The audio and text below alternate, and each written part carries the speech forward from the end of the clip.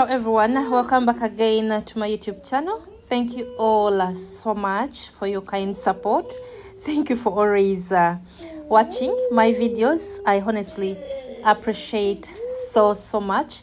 It's a very beautiful Sunday morning. And come with me as I go to one of the churches in Jensen. Actually, I don't know exactly where the church is located, but today I felt like because someone was going there, so I felt I should go and pray or visit that church. Yeah, so come with me because we all serve one God.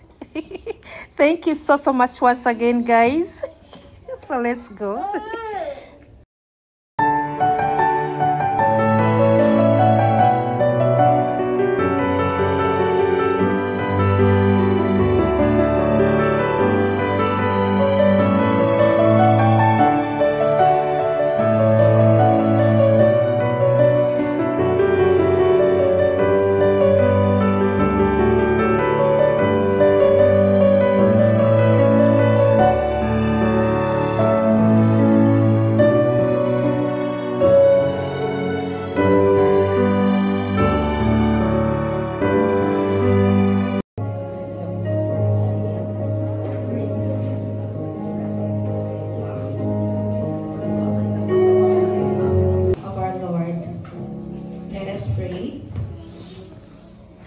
Heavenly Father, we come before you today with hearts full of gratitude.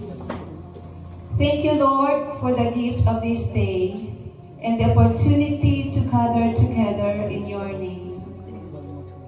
We invite your Holy Spirit to move freely among us. Purify and prepare our hearts and minds to worship you in spirit and in truth. Remove, Lord, any distractions and burdens that may hinder us from fully experiencing your presence. Bless the praise and worship team, the media team, your servant who will be delivering your word. Everyone, Lord, who has part in this worship, all the worshipers, all the children, oh God, that they will always have that love, desire, and excitement to worship you and to serve you. Let every word spoken, every song sung, and every prayer lifted be pleasing to you. Speak through those who live today, and let your message touch every heart. May your name be glorified, O Lord, in all that we do, and we surrender this time to you. In Jesus' name we pray. Amen. Amen.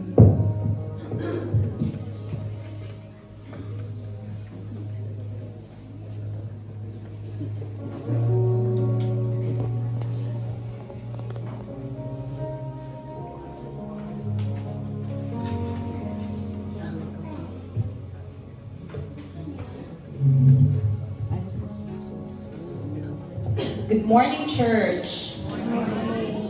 So good to be in the house of the Lord. Amen. Amen. Before we sing a single note, I want to ask you something. Do you still believe that God can do great things? Yes. Amen. Maybe you're tired. Maybe your prayers feel unanswered. Maybe you're standing in the middle of a storm right now. But hear this, church. The greatness of God is not measured by our feelings. It is declared by His word. Shall we all rise?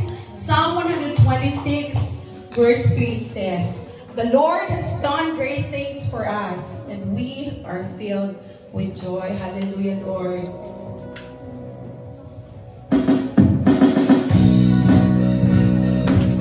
Victory in the middle of it says, you take what the enemy meant for evil and you turn it for good. Hallelujah, Lord. Amen. We're not worshiping from a place of defeat.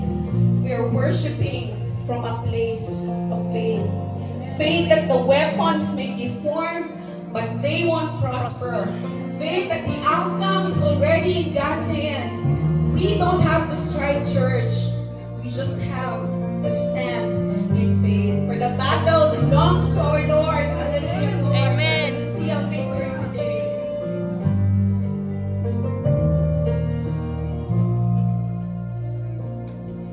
The weapon may be formed, but it won't prosper. Amen. When the darkness falls, it won't prevail. Never fail. Yes, Lord. Oh my God, we'll never fail. I'm gonna see a victory. Come on, church. People, but on Christ, the solid rock. Let this be our prayer song. Let it be our foundation. And let's worship as we sing, Build My Life.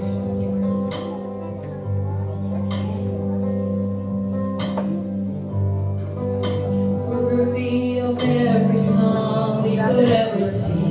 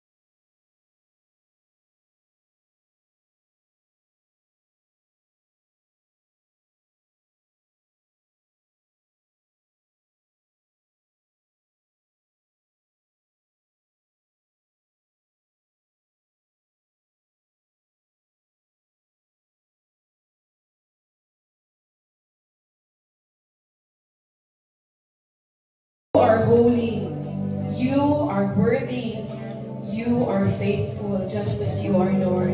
Thank you for reminding us today of your greatness, your power in our battles, and the security we have when we build our lives on you. Help us, Lord, to not just sing words, but live them out. Let our lives reflect your love. Let our choices reflect your truth, and let our worship go beyond the music into every part of our hearts. We give you all the glory, dominion, and power. Yes, each of you should give what you have decided in your heart to give, not reluctantly or under compulsion, for God loves a cheerful giver. As we come to this part of our worship, let us be reminded that giving is not just a financial transaction. It is an act of faith, a reflection of our gratitude, and a declaration of our trust in God as our provider. When we give, we partner with God in His mission, helping to build His kingdom here on earth. Let us give not because we have to, but because we get to. We get to honor God in our resources. We get to sow into something eternal. So I challenge everyone today, give joyfully, give generously, and give expectancy, knowing that your seed has a divine purpose. Amen. So church, we may not drop our tithes and offerings in the boxes provided.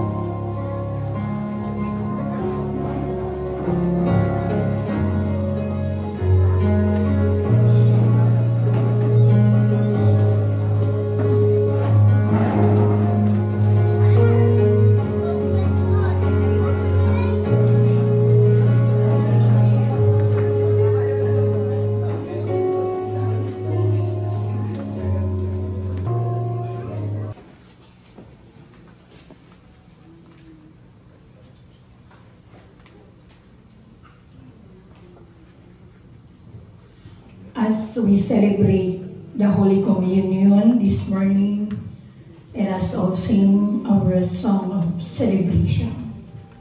And we request our elders to please distribute the emblems to the congregation.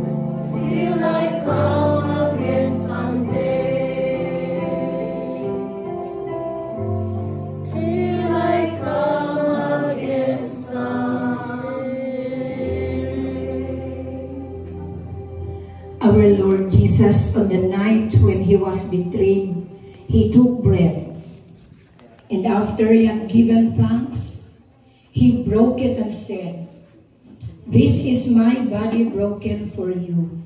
Come, all of you, and take of it in remembrance of me." In the same way, he also took the cup and said, "This cup is my blood, poured out for you and for many, for the forgiveness of your sins. Come, all of you, and drink of it in remembrance of me." With this, we are remembering the death and the resurrection of our Lord Jesus Christ, that no matter how we experience crisis in this life, we are assured that we will survive because his death and resurrection has been our assurance and will always be till the end of time. Let's pray. O Lord God, thank you for dying on the cross to save us from our sins. We understand that this bread represents your body broken for us, and this cup also represents your blood poured out to forgive us from all our sins. Thank you, Lord, for this great assurance. Whatever happens in this chaotic world, you are always here with us, and we will always have victory if we are in you. This we pray in the mighty name of Jesus Christ, our Lord and our Savior. Amen. Amen. Together, let us now take the bread and drink the wine.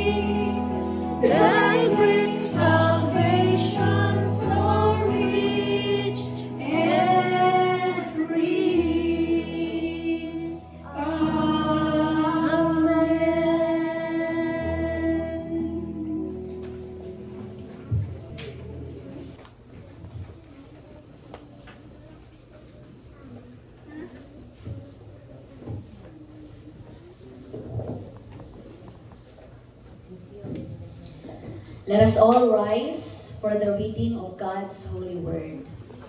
Our text is taken from the book of Isaiah, chapter 43, verse 2. Let us read together. When you pass through the waters, I will be with you. And when you pass through the rivers, they will not sweep over you. When you walk through the fire, you will not be burned. The flames will not set you ablaze. Here ends the reading of God's holy word. Let us pray.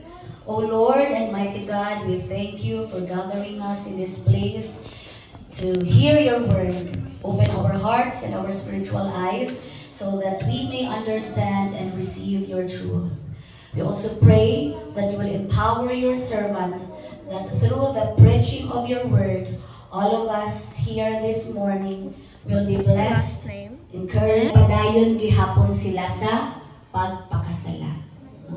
So, after, nag-worship gihapon sila idols, they practice sexual immorality, and they consistently rebelled against God. So, after 100 years, nahitabo ang gipropesiya ni Prophet Isaiah. They were handed over to the enemies. God allowed them to be conquered and eventually exiled to Babylon for 70 years. So dinhi atong makitaan nga aduna gayoy consequence ang sala. If we keep on sinning and we refuse to turn away from sin, aduna gayud tay paabuton na silot diha sa Ginoo. So during this time, na na-exile sila dito sa Babylon, the Israelites felt abandoned, nang gibiyaan sila sa Ginoo. They were afraid and uncertain about their future. So bisan kita kung dadon ta sa usa ka bag-o nga lugar, bag-o nga dapit, unfamiliar nga place, maka-experience pud ta og kahadlok, kakaluya, kinsa ba diri naka-experience ng mo go abroad, mag-work abroad. I believe si Mami Jen, Mami Jen, nagikan siya sa iyahang bakasyon, for 3 months sa UK, tama ba, Mami Jen? US, Si Mami Aida, naka-tour na po na siya around the world, And kung anaata sa bagong nga lugar, labi na unfamiliar, ang bagong nga customs, traditions, unya ang pagkaon, dili ta sanay, murag mamingaw jud ta sa ato ang sarili nga country, tama Mami Jen? Yung ni Mami Jen, 1 week pa lang siya dito sa US, kauli-o na daw siya. Okay, di daw siya ganahan sa food, Yung anak po ang nabati sa mga Israelites at that time, And actually, they were forced, to leave their own country, because their homes were destroyed. The city was destroyed by their enemies. Yet, in the middle of their suffering, God spoke through Isaiah to give comfort. Bisan pa sa kabadlungon sa mga Israelites, ang Ginoo naghatag kanila og comfort, ato ang text this morning serve as a divine promise for the Israelites that when you pass through the waters, I will be with you. Ingon sa Ginoo bisan pag ma-exile mo dito sa Babylon, I will be with you. When you walk through the fire, you will not be burned. Amen. So even in crisis, God reassures His people that He has not left them, that His presence and protection remain. Maybe you've walked through a flood of financial pressure, bills piling up, nagpatong-patong ang mga due dates, deadlines, stable income, ends not meeting, Murag dili na ta sure kung makaabot pa ba ni ato ang pagkaon karon nga adlaw. Some of us have walked through the fire of betrayal, the loss of a loved one, a serious diagnosis, maybe ang doctor giingnan na ka nga you need an operation asap, surgery asap, no? And wala pa kay idea asa ni makuhaon imong finances, no? Or gitagaan na lang kag 1 year, pila ka years sa doctor, or even the growing fear surrounding diseases like Mpox today. I believe some of us here already felt fear, tama? Anxiety because of recent news about Mpox. Aduna na yung mga syudad na nag-lockdown. Nagsugod na sila ng-lockdown. And aduna na yung mga memorandums na nagagawas requiring us to wear face masks, no, in public areas, public places. And dili natong malikayan na dili mabalaka. There's that fear na basig mabalik na po dati, no, atong kasinatian during COVID-19. No, sarado ang mga tindahan, mga malls, limited ang atoang lihok, walay work, no? Before, during COVID-19, ang uban sa ato adinhin, no work, no pay. No? And worst, basin kita, no, or isa sa ato mga loved ones will be infected ni ini nga bago nga virus. Pahinumdum ka natong tanan nga dili kita angay malisang, dili kita angay mabalaka, kay ang Ginoo anaa magauban kanato. Amen? Amen. God reassured the Israelites that He did not abandon them. Nga siya magauban kanila bisan sa ilahang exile dito sa Babylon. And God's comfort to the Israelites is also applicable for us today. Ang presensya sa Ginoo anaa bisan pa sa panahon sa krisis. And that brings us to our message for today entitled Christ in the Crisis. So let me share to you 4 powerful truths we can learn from 4 remarkable stories. So mag-storytelling ko karon, no? Where God showed His presence and faithfulness amid deep crisis. Number 1 truth, Christ is present even when He seems silent. So this story is about when Jesus calmed the storm, no, recorded in the book of Mark chapter 4, 35 to 41. So I believe some of you are already familiar in this story, even the kids, no? So ako ano lang siyang i-summarize. So Jesus, together with His disciples, were crossing to the other side of the sea. But while they were still in the middle of the sea, adunay ni abot nga kusog kaayo nga storm, no? Ug nahadlok ang mga disipulo. But in the middle of that storm, si Jesus naara sa corner sa iyang boat. Nagunsa man si Jesus natulog, no? So nagkabalaka ang iyang mga disipulo ug ilahang gipukaw si Jesus. Teacher, don't you care if we drown? Wala ba kay labot kung mga lunod tang dinhitanan? No? So si Jesus, sa next picture, he got up, he rebuked the wind. He rebuked the wind and the waves. Quiet, be still. Then the wind died down and it was completely calm. O miingon siya sa iyang mga disciples, why are you so afraid? Anong mahadlok man mo? Do you still have no faith? No? So, atong man-notice, during the storm, in the middle of the storm, si Jesus naalang, no, natulog. Though, naa sila sa isa ka boat, no? Nahadlok gihapon ang iyang mga disciples, bisan kauban na nila si Jesus, no? So, mga igsuon, unsa man nga lesson ang ato ang ma-learn niini nga story. So, Jesus may seem silent, but He is present. Amen. And in control. No? Amen. Even when we don't hear God answering our prayers right away. Usahay mabati taog ka na wala ta ginatubag, wala nakadungog ang Ginoo kanato. He is still with us. In crisis, faith over fear brings peace. So in the storms of life, maybe in sickness, financial trouble, anxiety, God is in control. Amen. Paul, had a thorn in the flesh. Kaning thorn in the flesh, nagiingon din wala siya gi-specify sa Bible unsa ni siya klaseng a thorn, but some scholars say that it is a physical condition, physical illness ni Paul, and he begged God to remove it. But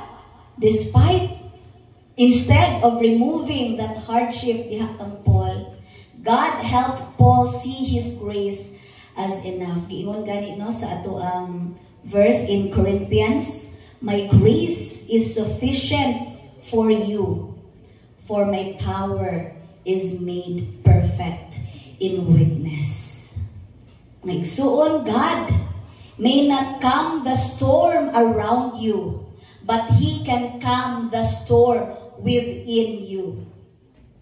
Magkaguliyang man ang kalibutan, unsa pa man ang imuhang balatian, unsa man ang mga problema na imong ginapasan karon, pinaagi sa pagtuo o pagsalig nato diha sa Ginoo, maaguman nato ang kalinaw sa atong kasing-kasing o atong panghunahuna. That is why, kung ang tao aduna na siya relasyon diha sa Ginoo, aduna siya relationship diha kang Jesus Christ, he can still find joy, despite sa iyang suffering. Amen ba? Amen. Can we still find joy despite sa atong mga problem karon? Amen. Amen. Glory to God. Number 2, Christ walks with us through the crisis. So this story is about the 3 young men, di ba gi-exile naman sila sa Babylon for 70 years, and the king at that time was King Nebuchadnezzar. So si King Nebuchadnezzar naghimo pagtuo kaniya. Number 3, Christ is never late. So this story about the death of Lazarus.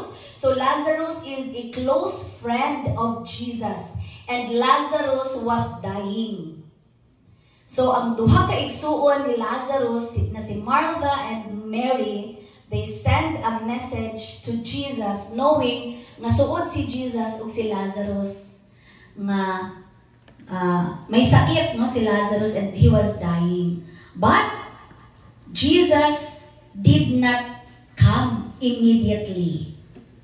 Niabot siya, niadto siya diha sa kung asa nga dapit si Lazarus 4 days after the death of Lazarus. Ug gisugat siya ni Martha and Mary, sa igsuon ni Lazarus. They were crying, they were weeping. Jesus, kung nasayo-sayo lang mong takag abot, buhi paunta si Lazarus. Buhi paunta among igsuon. Apan, gitubag sila sa Ginoo, gitubag sila ni Jesus, I am the resurrection and the life. So they were confused. Wala nila nasabtan ang sibot pasabot ni Jesus. So si Jesus niadto dito sa lubnganan ni Lazarus ug iyahang gibuhi. Iyahang gibanhaw si Lazarus. Mga igsuon, delay is not denial.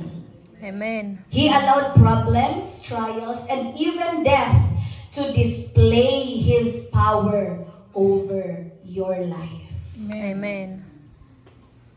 Brothers and sisters, aduna ba kitay mga ginapaabot nga panalangin?